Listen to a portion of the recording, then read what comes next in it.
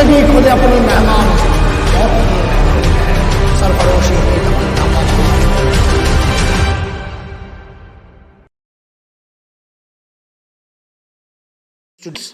मैं Anuj Kumar Mishra shield defence academy YouTube channel में आपका स्वागत करता हूं। कोरोना संक्रमण के चलते शील्ड डिफेंस एकेडमी ने जो लॉकडाउन की स्थिति बनी हुई है उसको देखते हुए एनडीए एयरफोर्स के लिए क्रैश कोर्स प्रारंभ किया है। इसके माध्यम से एग्ज़ाम से संबंधित महत्वपूर्ण नोट्स, सॉल्यूशंस उपलब्ध कराए जाएंगे जो बिल्कुल फ्री होंगे। इसमें कोई भी शुल्क नहीं लिया जाएगा। एग्ज़ाम से संबंधित सभी महत्वपूर्ण जानकारियाँ, महत्वपूर्ण सॉल्यूशंस, नोट्स सभी उपलब्ध होंगे। तो शील्ड डिफेंस एकेडमी द्वारा उपलब्ध कराई जाने वाली इस सेवा का, इस स्वर्णिम अवसर का स्टूडेंट्स आप सभी लाभ उठाइए और प्लीज़ घर में रहिए और सेफ रहिए। आप सभी घर में रहें और सेफ रहें। आज हम इस वीडियो के माध्यम से संवैधानिक संस्थाओं पर चर्चा करेंगे। संवैधानिक संस्थाओं में सबसे महत्वपूर्ण और सबसे पहले हम वित्त आयोग पर चर्चा करेंगे। वित्त आयोग एक संवैधानिक निकाय है जिसके बारे में अनुच्छेद 280 में बताया गया है। भारत के संविधान का अनुच्छेद 280 भारत के वित्त आयोग के बारे में प्रावधानों को समाहित करता है। संविधान में प्रावधान किया गया है कि प्रत्येक वर्ष संघ अपर्याप्त आर्थिक संसाधनों वाले राज्यों को सहायता प्रदान करेगा। संघ प्रत्येक वर्ष अपर्याप्त संसाधनों वाले राज्यों को सहायता अनुदान प्रदान करेगा। अपर्याप्त का मतलब हो गया जिनके पास सफिशिएंट रिसोर्सेज नहीं, इकोनॉमिक रिसोर्सेज नहीं है, उन स्टेट्स को यूनियन यानी संघ यानी केंद्र अनुदान देगा। इस कार्य के लिए वित्त आयोग की स्थापना का प्रावधान किया गया है। इसके लिए अनुच्छेद 280 वित्त आयोग के गठन और शक्तियों और कार्यों के बारे में बताता है। अनुच्छेद 280 यह प्रावधान करता है कि राष्ट्रपति इस संविधान के प्रारंभ से 2 वर्ष के भीतर और तत्पश्चात प्रत्येक 5वें वर्ष की समाप्ति पर या ऐसे पूर्व समय पर जो वे आवश्यक समझे आदेश द्वारा वित्त आयोग का गठन करेगा। यानी कि वित्त आयोग का गठन राष्ट्रपति करेगा।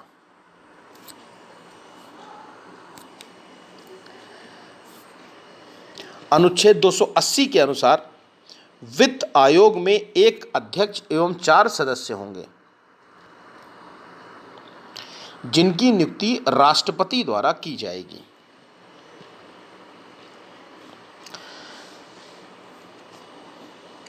अतः अनुच्छेद 280 में भारत के वित्त आयोग के गठन के बारे में बताया गया है। राष्ट्रपति गठन करता है। इसमें एक अध्यक्ष और 4 सदस्य होते हैं जिनकी नियुक्ति राष्ट्रपति द्वारा की जाती है। इसके अतिरिक्त हम वित्त आयोग के कार्यों के बारे में बताते हैं। वित्त आयोग का यह कर्तव्य है कि वह राष्ट्रपति को निम्नलिखित मामलों पर अपनी सिफारिश दे। यानी कि वित्त आयोग अपनी सिफारिश राष्ट्रपति को प्रदान करता है। इसमें सबसे महत्वपूर्ण यह है कि संघ एवं राज्यों के बीच जो टैक्सेस हैं, नेट प्रोसीड्स ऑफ टैक्स, उन टैक्सेस का, उन करों का संघ एवं राज्यों के बीच किस प्रकार से वितरण होगा, इसके बारे में जो सिफारिश है वो वित्त आयोग प्रदान करेगा।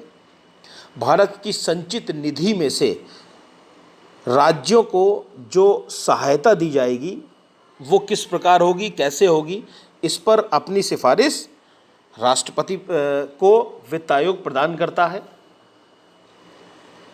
भारत की संचित निधि के बारे में अनुच्छेद 266 में बताया गया है, article 266 makes the provisions for consolidated fund of India. Bharat यानी केंद्र सरकार की आय से संचित निधि का गठन किया जाता है। इसी प्रकार राज्य के वित्त आयोग द्वारा जो सिफारिशें की जाती हैं पंचायतों को, उनमें रिसोर्सेज किस प्रकार से बढ़ें, संचित निधि उनकी किस प्रकार से बढ़े, इस पर अपनी सिफारिश राष्ट्रपति को वित्त आयोग प्रदान करता है। भारत का वित्त आयोग राष्ट्रपति को सिफारिश देता है और अनुच्छेद 281 में यह प्रावधान किया गया है कि यह सिफारिश राष्ट्रपति यानी कि जो सिफारिश राष्ट्रपति को वित्त आयोग ने प्रदान की है, वो सिफारिश राष्ट्रपति संसद के प्रत्येक सदन के समक्ष रखवाता है।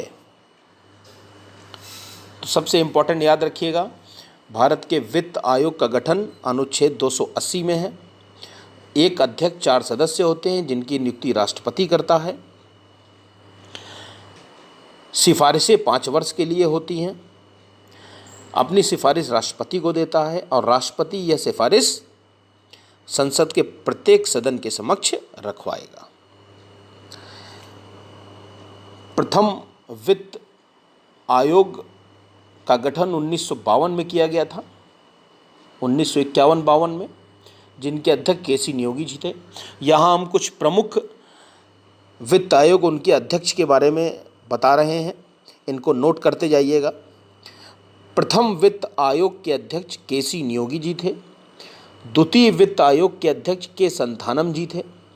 तृतीय वित्त आयोग के अध्यक्ष ए.के. चंद्रा जी थे। चतुर्थ वित्त आयोग के अध्यक्ष डॉक्टर राम मन्नार जी थे। पंचम वित्त आयोग के अध्यक्ष महावीर त्यागी थे। छठे वित्त आयोग के अध्यक्ष ब्रह्मानंद रेड्डी जी थे। सातवें वित्त आयोग के अध्यक्ष न्यास शेलट थे। आठवें वित्त आयोग के अध्यक्ष वाई.वी. चहवाण थे। नवें वित्त आयोग के अध्यक्ष एन.के.पी. साल्वे जी थे। 10वें वित्त आयोग के अध्यक्ष के.सी. पंत जी थे। 11वें वित्त आयोग के अध्यक्ष ए.एम. खुसरो जी थे। और 12वें वित्त आयोग सी रंगराजन। 13वां वित्त आयोग विजय केलकर। 14वें वित्त आयोग वाई.वी. रेड्डी। 15वां वित्त आयोग एन.के. सिंह।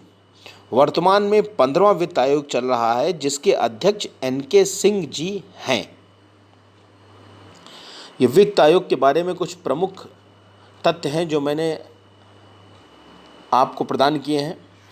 इसके बाद हम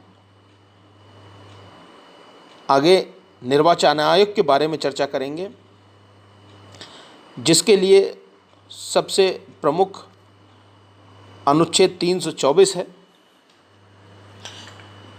भारत के संविधान के भाग 15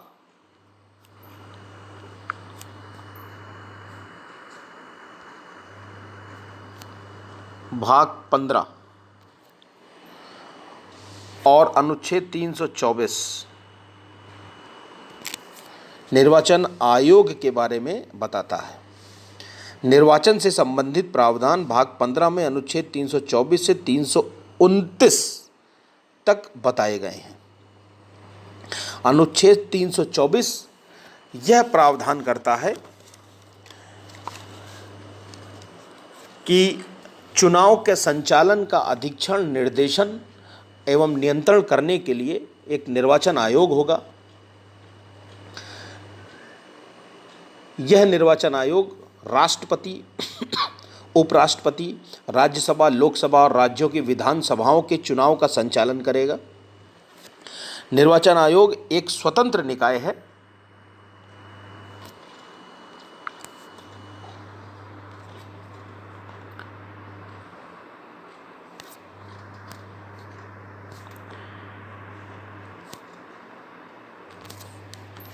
यह अपने कार्यों को करने के लिए कार्यपालिका के हस्तक्षेप को स्वीकार नहीं करता है। एग्ज़ाम में ये पूछा जाता है कि निर्वाचन आयोग किस प्रकार का निकाय है। निर्वाचन आयोग संवैधानिक और स्वायत्त निकाय है।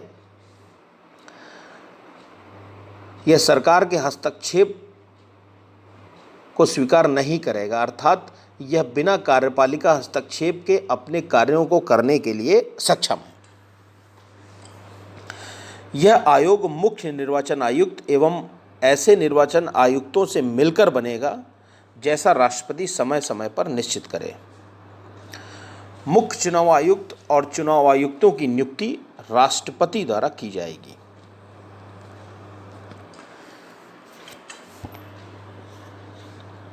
मुख्य चुनाव आयुक्त और निर्वाचन आयुक्तों को उसी प्रकार से पद से हटाया जा सकेगा जिस प्रकार से सुप्रीम कोर्ट के न्यायाधीश को हटाया जाता है।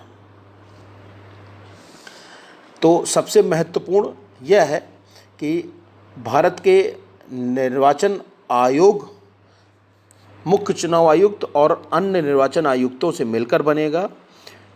मुख्य चुनाव आयुक्त और अन्य चुनाव आयुक्तों की नियुक्ति राष्ट्रपति करेगा। आयुक्तों को उसी प्रकार से पद से हटाया जा सकेगा जिस प्रकार से सुप्रीम कोर्ट के जज को हटाया जाता है। इसके अतिरिक्त संविधान में निर्वाचन आयुक्तों की सेवा शर्तें और कार्यावधि के बारे में प्रावधान नहीं किया गया है। तो यह प्रावधान कहाँ से आया, इसके बारे में हम अभी चर्चा करते हैं।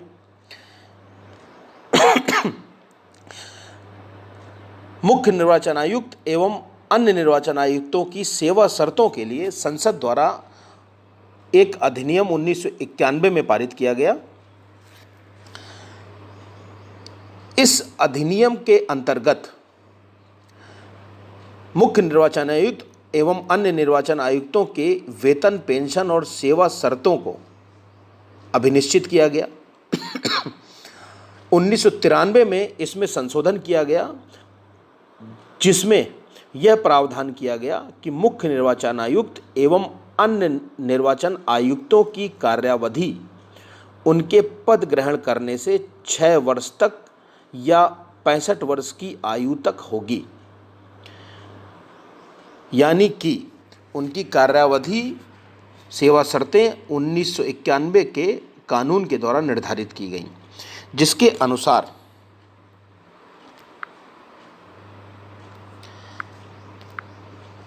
निर्वाचन आयुक्तों को जो कार्यावधि है वो 6 वर्ष या 65 वर्ष की आयु तक निर्धारित की गई। यानी कि 6 ईयर और 65 years of age whichever is earlier.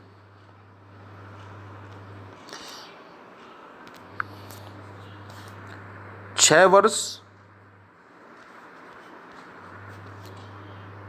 या 65 वर्ष जो पहले हो जाए तक निर्वाचन आयुक्त अपने पद पर रहेगा, परंतु यदि वे 6 वर्ष की अवधि पूर्ण होने से पहले 65 वर्ष की आयु प्राप्त कर लेते हैं तो उन्हें अपना पद रिक्त करना होगा।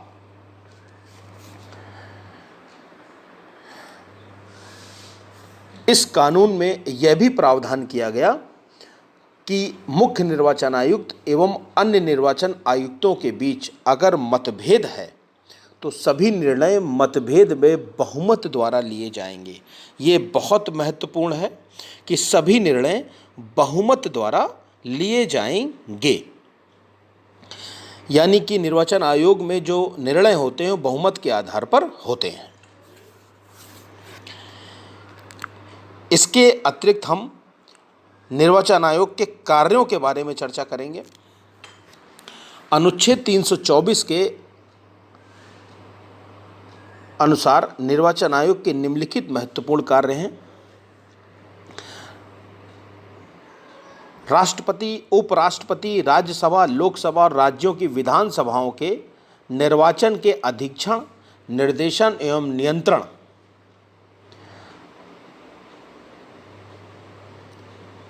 तथा निर्वाचन नियमावली तैयार करना इसका प्रमुख कार्य है। संसद या राज्य विधानमंडल और राष्ट्रपति या उपराष्ट्रपति के निर्वाचनों का संचालन करना,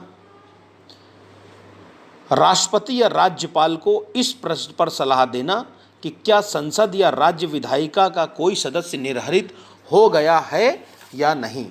यानी कि इसके प्रमुख कार्य जो है वो ये है कि राष्ट्रपति, उपराष्ट्रपति, राज्यसभा, लोकसभा और राज्यों की विधानसभाओं के चुनाव का संचालन करना है, उसके लिए निर्वाचक नियमावली तैयार करना है और राष्ट्रपति या राज्यपाल को यह सलाह देना है कि कोई भी सदस्य चाहे संसद का हो या राज्य की विधायिका का हो वो अयोग्य तो नहीं हो गया, उस अयोग्यता के बारे में सलाह देता है। किसको देगा? अगर एमएलए है, विधायक है तो राज्यपाल को देगा, और अगर वो सांसद है, मेंबर ऑफ पार्लियामेंट है, तो वो राष्ट्रपति को देगा। इसके अतिरिक्त निर्वाचन आयोग राजनीतिक दलों को और निर्दलीय उम्मीदवारों को चुनाव चिन्ह आवंटित करता है।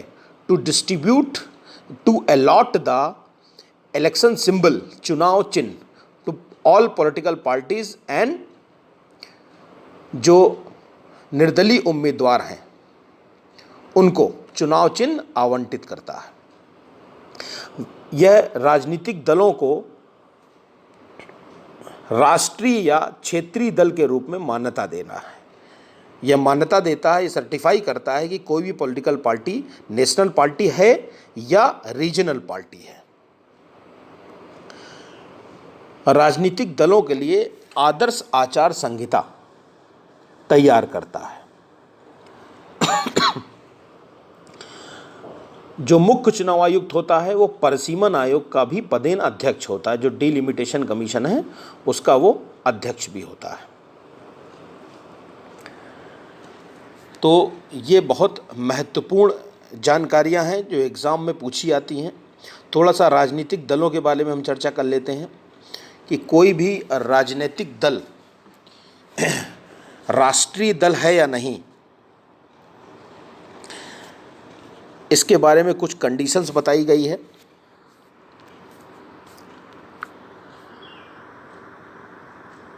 जैसे राष्ट्रीय दल,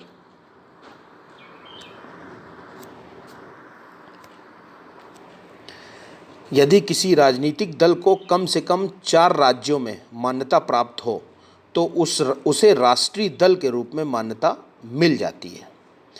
इसके लिए किसी दल को किसी आम चुनाव में कुल पड़े लीगल वोट्स, वैध मतों का किन्हीं 4 राज्यों में कम से कम 4% या उससे अधिक वोट पाना अनिवार्य है, तभी उसे राष्ट्रीय दल के रूप में मान्यता प्राप्त होगी। यानी कुल लीगल वोट्स किन्हीं 4 स्टेट्स में कम से कम 4% या उससे अधिक प्राप्त हों, उसे राष्ट्रीय दल के रूप में मान्यता प्राप्त होगी। ये जरूर याद रखिएगा। इसी प्रकार किसी आम चुनाव में प्राप्त मतों के प्रतिशत के आधार पर राज्य स्तरीय दलों को भी मान्यता प्रदान की जाती है।